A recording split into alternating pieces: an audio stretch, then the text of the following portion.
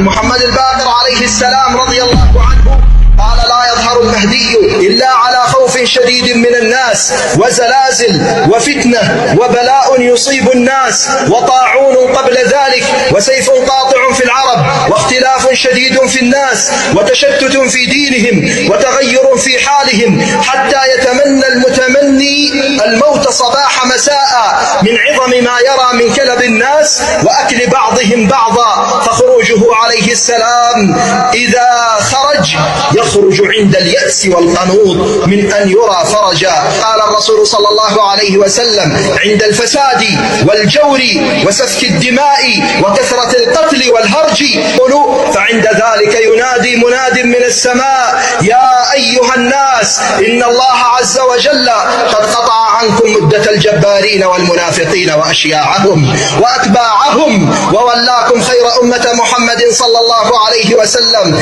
فالحقوا به بمكة فإنه المهدي يستخرج الكنوز ويفتح مدائن الشرك.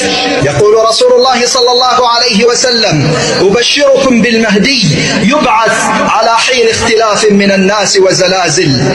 فيقول الرسول صلى الله عليه وسلم: لا تقوم الساعة حتى تملأ الأرض ظلما وعدوانا، ثم يخرج رجل من عترتي أو من أهل بيتي من يملأها قسطا وعدلا كما ملئت ظلما وعدوانا. يحصي المال حثيا ولا يعده عدا، يفتح الله له فتوحا فلا يبقى على وجه الأرض إلا من يقول لا إله إلا الله. ولسوف ترفع بالكرامة أمتان، هي بانتظارك في المقام الطاهر، فيها رجال نصروك وإنهم من خير أنساب وخير عشائر. ولسوف ترفع بالكرامة أمتان، هي بانتظارك في المقام الطاهر.